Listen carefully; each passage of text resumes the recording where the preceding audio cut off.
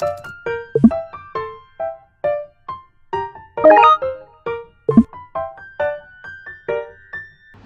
everyone, I am doing a writing intensive workshop, and these are the notes this is like the review from today. There's some footage I took.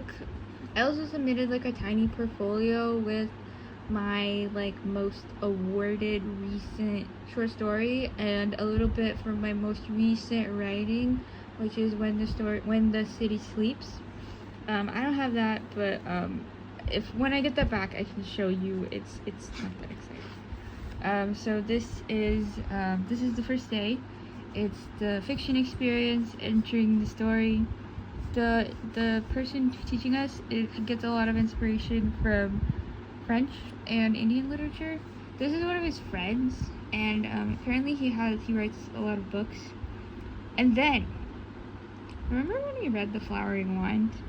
And they talked about how everything comes down to like funguses and the cyclical nature of fungus folklore. That's it. That's what happened. And then what else happened? Commercial versus literary, fungus stuff, more fungus stuff. This was really interesting where he was talking about illusion is a part of self-preservation. The guy teaching us is he's very literary, so sometimes when he says stuff, it's a bit, it can get a little difficult to understand. And then we read, there's a reading, here's the reading, the reading's over here. The reading is Divergence by Irene Nemirovsky, which it was translated from French.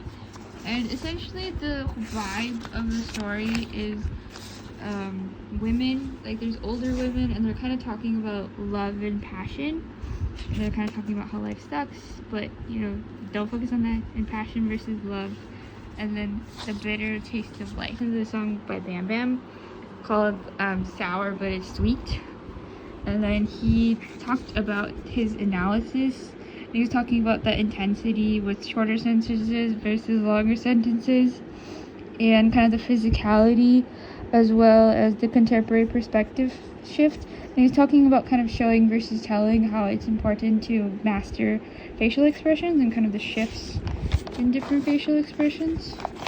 And I put these as the most important things that he said, which is where kind of the opening sentence is where you earn the trust of the writer. It's supposed to be reader. And then, you tell them that something interesting is going on.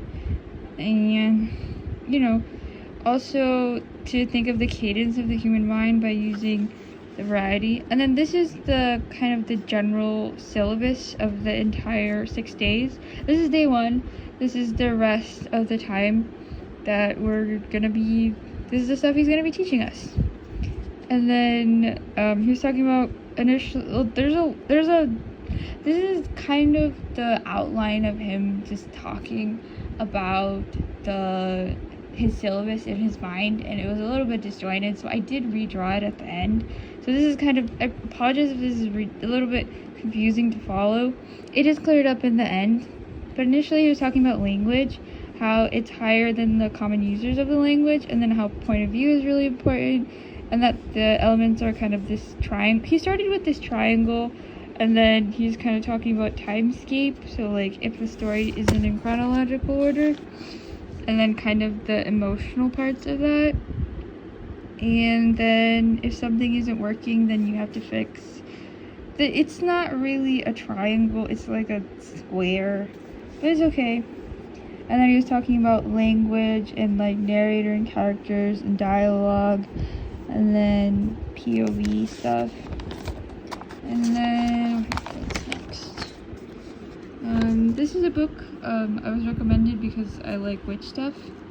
And then it's kind of talking about like how mysteries are told, and sometimes how in a mystery different people know different information, and the story, the narrator has to like put everything together.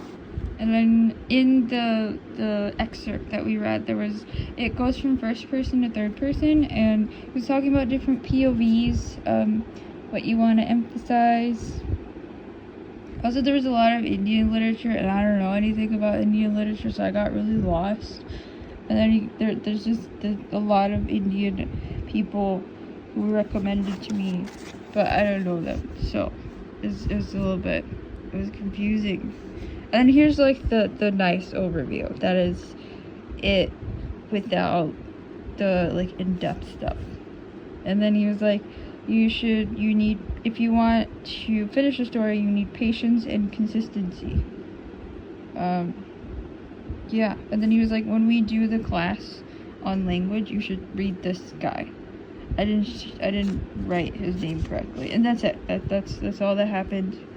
There is a second and basically, I think it's like experience is more useful than insight, and you gotta risk it for the biscuit is the main point. You can see our underlying purpose and very epic. Overall, I would say the vibes of the workshop are really neat. It's a little bit more literary than I'm used to, because as someone who primarily lives on the internet, my point of view is very much volume, very much try 10 times, fall 9, get up, and the one time something did work out, praise that one time. So it's a little bit different. I'm trying to care about the machinery of traditional publishing, but to be honest, I just don't. I like being independent. I like doing things on my own terms. So I'm trying to be kind to everyone, especially people who are a little bit, in different spaces in writing and also in different motivations, where some people just,